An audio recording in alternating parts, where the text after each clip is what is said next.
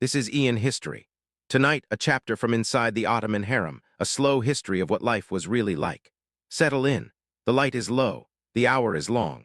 Before dawn over the city the Ottomans called Constantinii, a thin gray light moved across the gardens of the Topkapı Palace, catching on the dew that lay over the cypress trees.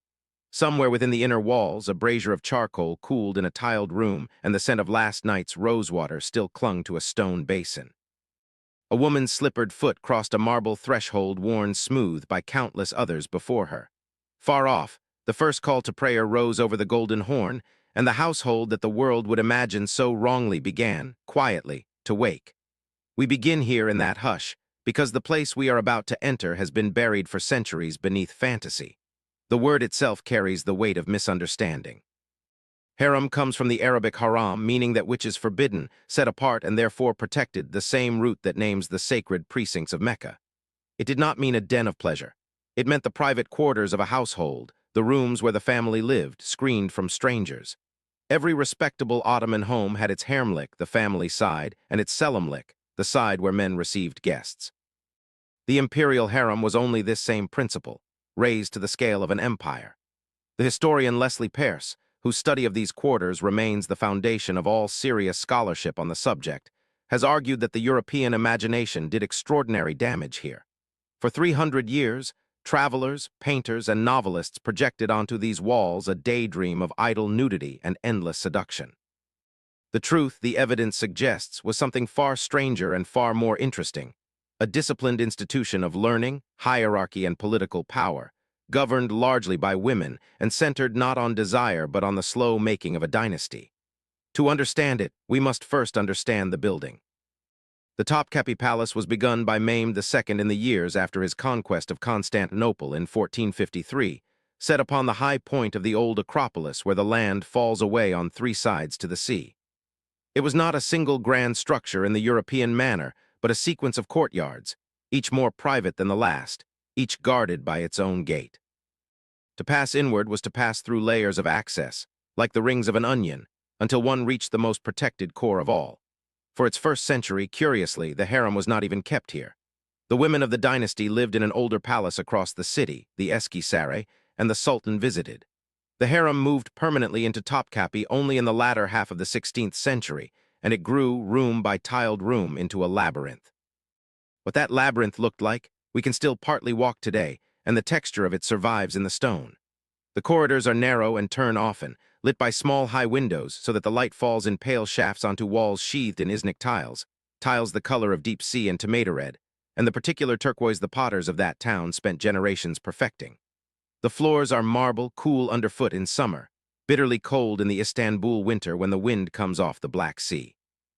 There were braziers and great tiled stoves, and there was constant smoke, and the smell of charcoal and damp wool and the orange flower water the women used would have hung in the closed air.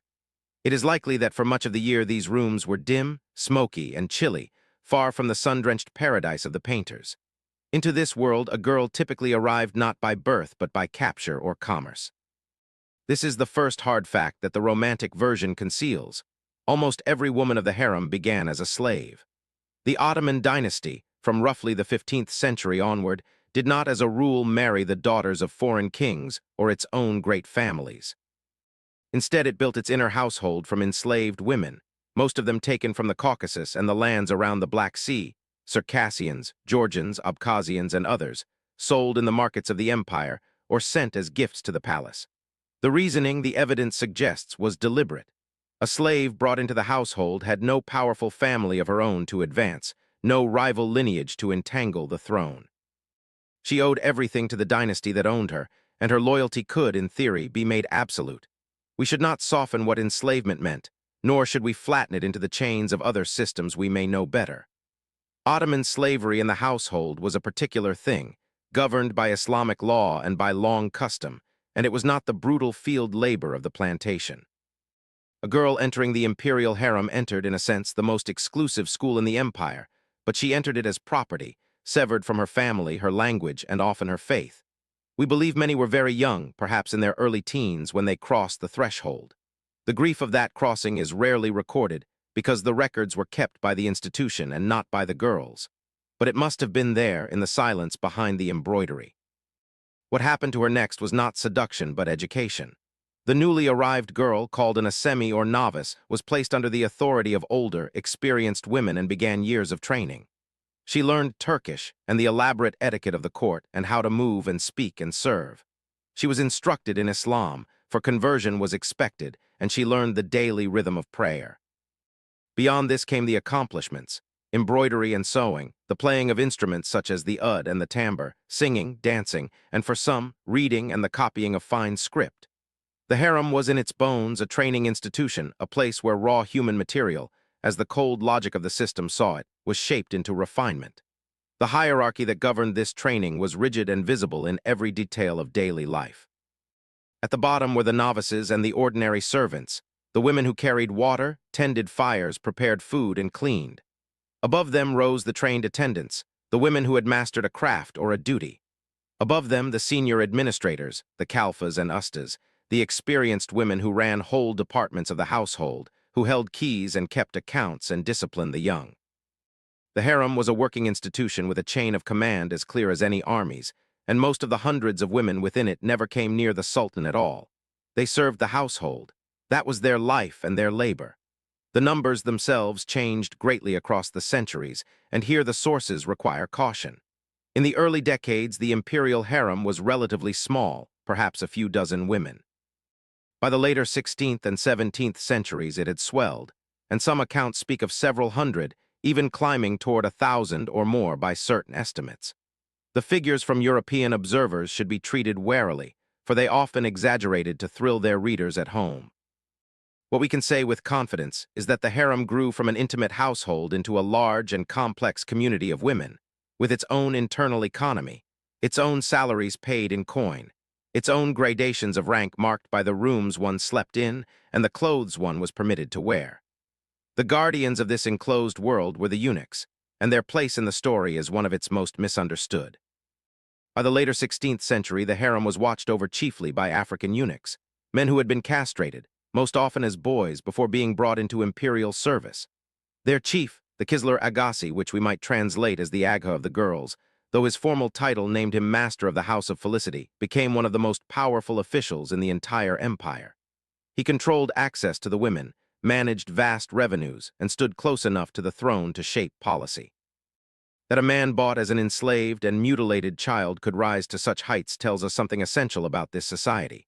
Power flowed through proximity to the dynasty, and proximity could be granted to those with no lineage at all. The eunuchs' lives, like the women's, were marked by a violence we should not pass over lightly. The procedure that made them was dangerous and often fatal, performed before they reached the palace, frequently in the slave markets to the south.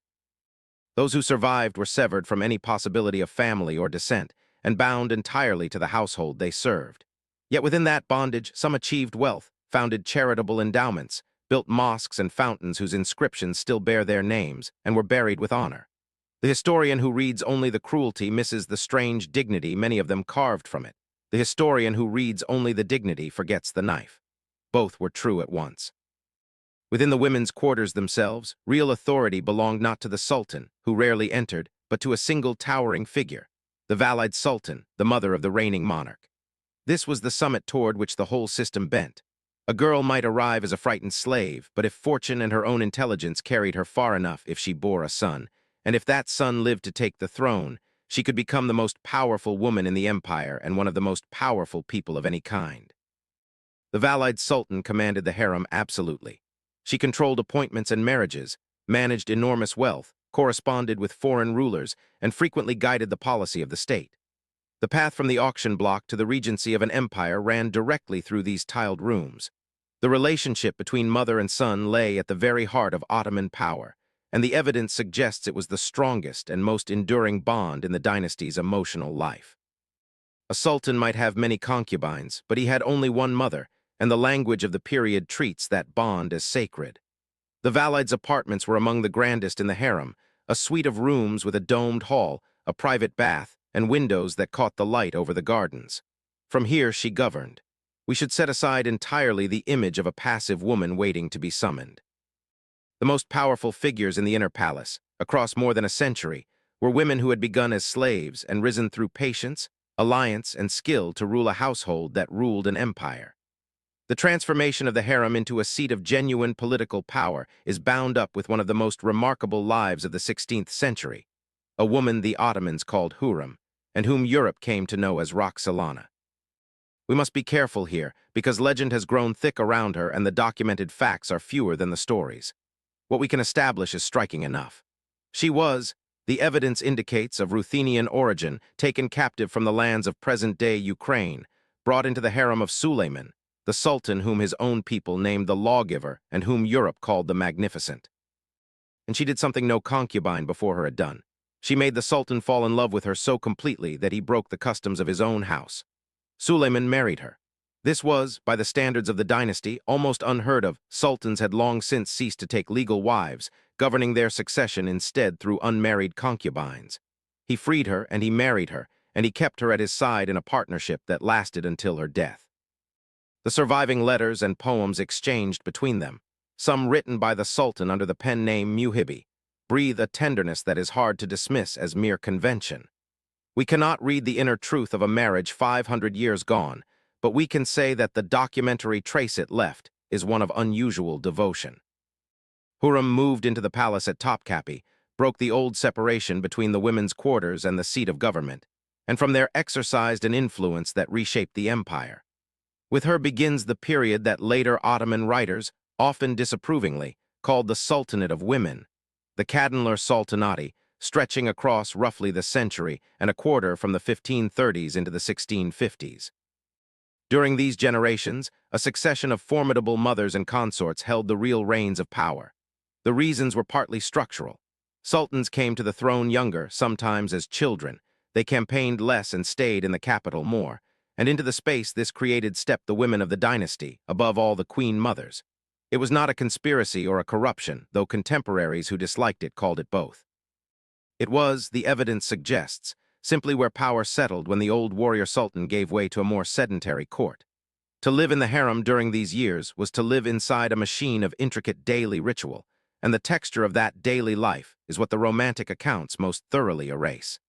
The day began before dawn with the call to prayer and ritual washing in cold water. There were prayers and there was work, and there was the endless management of a community of hundreds of women housed within a confined space. Food came up from the great palace kitchens, whose chimneys still rise over the Topkapı in a row, and the diet was simple for most: bread, rice, vegetables, mutton on better days, with the rarer delicacies reserved for the highest ranks. Sherbets cooled with snow brought down from the mountains were a luxury of the powerful. The smell of cooking, of wood smoke, of bodies and perfume and damp stone filled the corridors. The bath, the hammam, was the great institution of cleanliness and sociability, and here we can speak with some confidence because the buildings survive and the customs are well attested. The harem had its own baths, and one of the finest was designed by the great architect Sinan, whose work shaped the skyline of the whole empire. To enter was to pass into rising heat and thick steam, into a chamber of warm marble where water ran from spouts into shallow basins, and the light fell from star-shaped openings cut into the domed ceiling above. Women bathed, washed their hair, were massaged and depilated and groomed over hours, and talked. The bath was not merely hygiene. It was the social heart of female life, a place of gossip and alliance and the slow weaving of the relationships that governed the household. It was precisely this world that one European woman, almost uniquely, was permitted to see and to describe with honesty. Lady Mary Wortley Montagu, the wife of the British ambassador, lived in Istanbul in the years around 1717 and 1718, and her letters remain among the most valuable European accounts we possess, precisely because she entered the women's quarters as a guest and not as a fantasist. She visited the baths and the homes of Ottoman ladies, and she wrote with open scorn of the male travelers who had described what they could never have seen.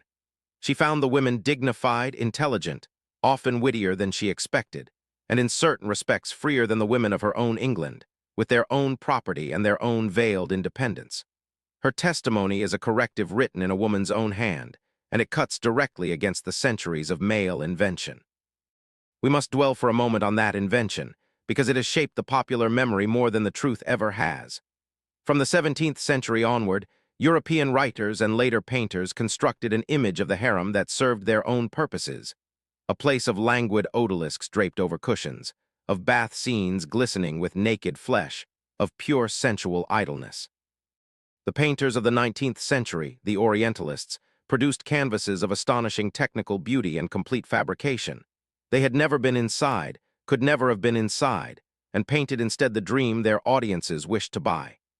Said and later scholars have shown how this fantasy was woven into the larger European appetite for empire, a way of imagining the East as feminine, passive, and ripe for possession. The real harem, disciplined and political and largely sexless for most of its inhabitants, did not sell prints. The reality of the women who never rose, who formed the great majority, deserves to be remembered against this glittering lie. Most women of the harem were servants and craftswomen who lived out their years in labor and were eventually, by long custom, freed and married off to men of the court or the administration, often with a dowry provided by the palace. To have served in the imperial harem was a mark of distinction, and a woman so trained, so refined, was a desirable match. Many left and lived ordinary married lives in the city. The harem was not, for most, a permanent prison. It was a stage of life, a hard and confined apprenticeship from which one graduated into the wider world. This pattern of service and release is one of the truest and least known facts about the institution. For the few who did catch the Sultan's attention, a different and more perilous path opened. A woman who became a favorite, a Hayski, in the title that emerged in this era, gained enormous status, especially if she bore a child. But the bearing of children was itself bound by a strict and deliberate logic.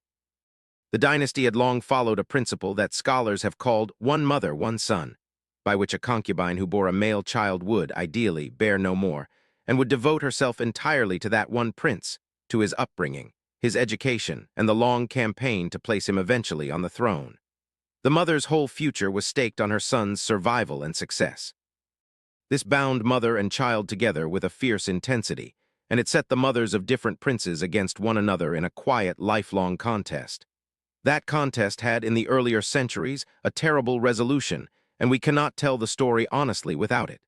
The Ottoman dynasty practiced, for a long period, a system of royal fratricide.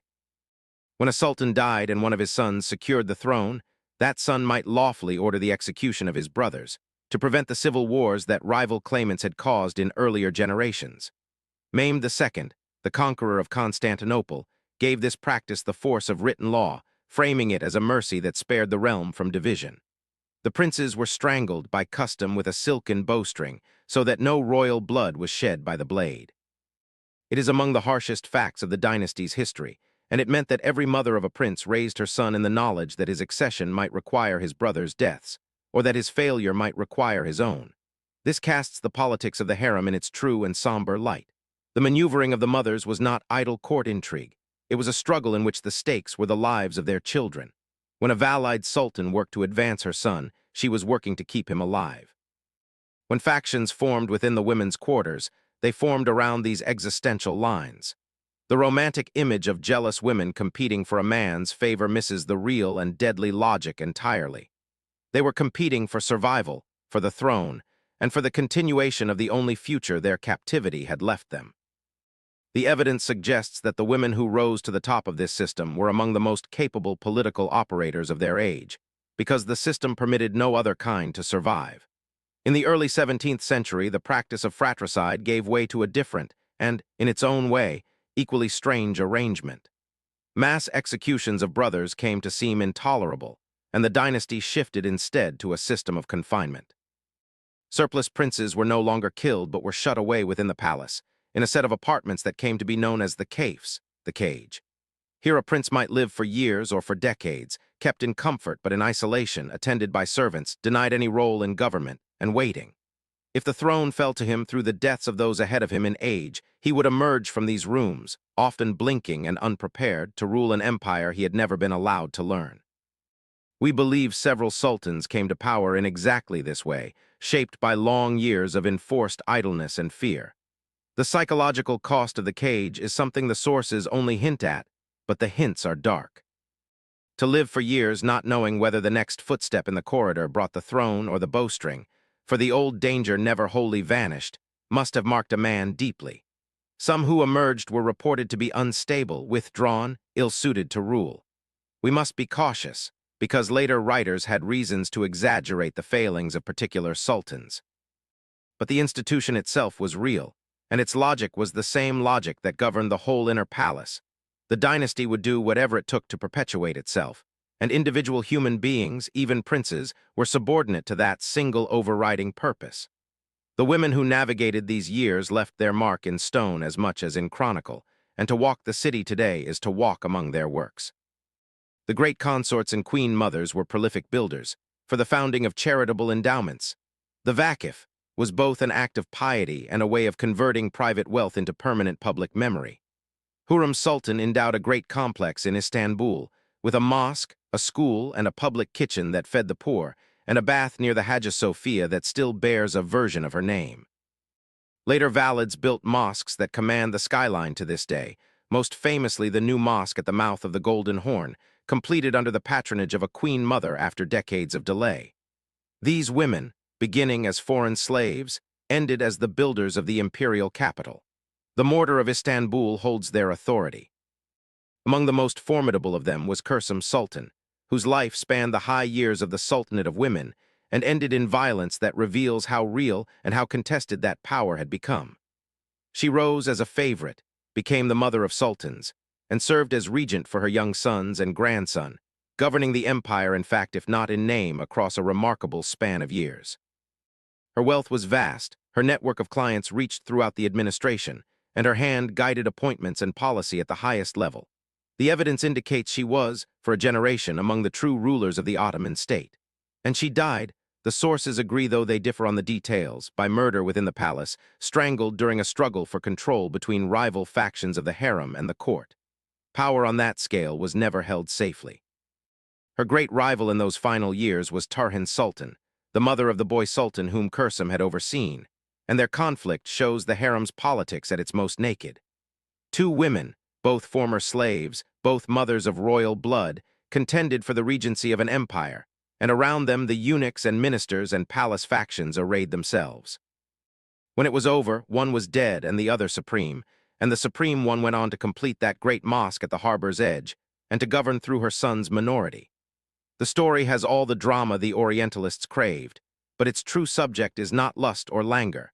It is government, and the brutal seriousness of a system in which women raised from bondage held the fate of millions in their hands.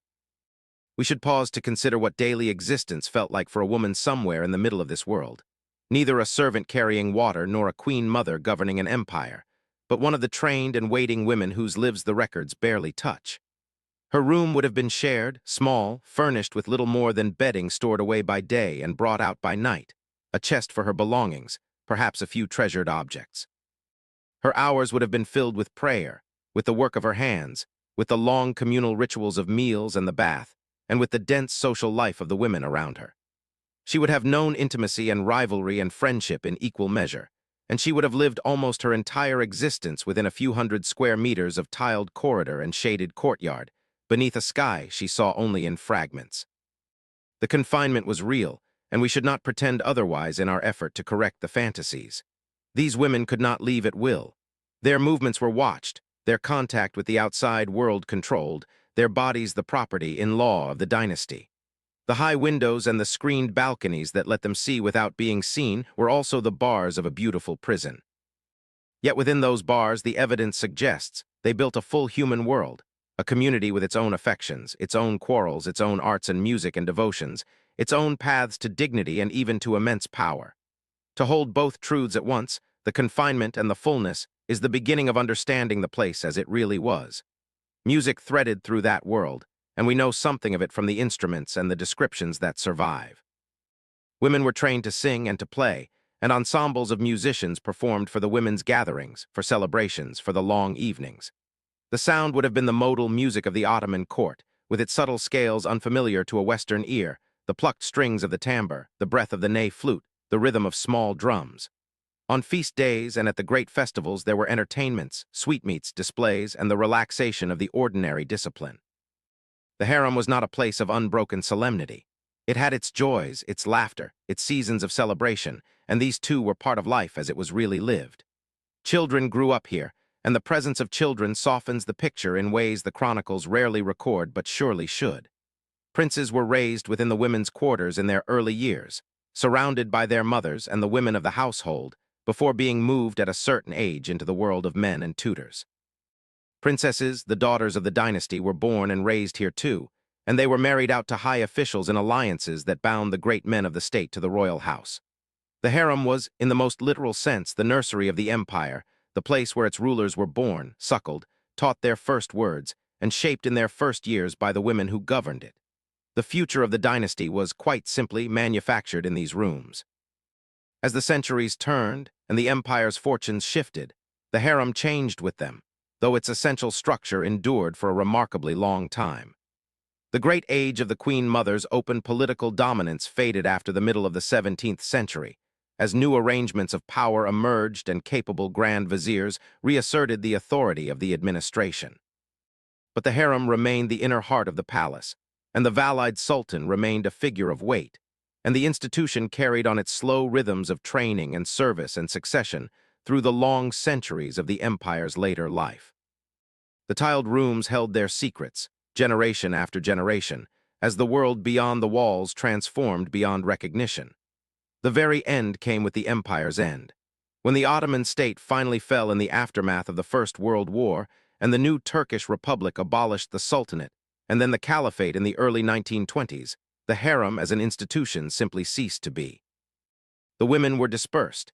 Many of the last inhabitants, the surviving concubines and servants of a vanished court, were sent back toward the Caucasus from which their predecessors had come, or settled into the ordinary life of the new nation. The Topkapı Palace, no longer a royal residence for generations by then, became a museum. The labyrinth of the harem was opened in time to the public gaze it had been built across 4 centuries to exclude. And so today the visitor may walk where almost no man not of the household was ever permitted to walk. The Iznik tiles still glow on the walls, blue and green and red, in the pale light from the high windows. The marble of the baths is still cool and worn. The domed hall of the Valide Sultan still rises, empty now, the gilding faded, the braziers long cold. One can stand in the courtyard of the women and look up at the fragment of sky they knew, and feel faintly the closeness of the place, the hush, the confinement, the strange concentrated power that once filled it.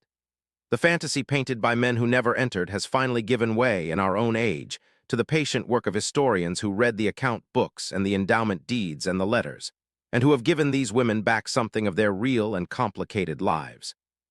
What the evidence finally suggests when we set aside the centuries of invention is this. The harem was not what the West dreamed it to be. It was a household, an institution, a school, a prison, and a seat of government all at once. It was built on the hard fact of slavery, and it produced some of the most powerful women of the early modern world. It bound mothers to sons in fierce devotion, and it shadowed those bonds with the thread of the silken cord. It manufactured the rulers of one of history's great empires within a few hundred meters of tiled corridor, and it shaped the policy of that empire through the patient labor of women whose names were once captives' names. The truth of it is heavier and richer than any fantasy, and it asks of us only that we look at it clearly, and remember the human lives lived out within those quiet, beautiful, guarded walls. The light has faded now over the old Acropolis, as it faded over those gardens 500 years ago and more. The braziers cool. The tiles hold their colors in the dark. Somewhere in the empty corridors of the Topkapı, the silence is the same silence that the women of the harem knew in the long hours before dawn, when the city slept and the household waited and the future of an empire turned unseen in these protected rooms. We have walked through them tonight as gently as we could, trying to see the people and not the dream. That is where we leave it for tonight. The lanterns are dimming. Sleep well, and we will meet in the next age.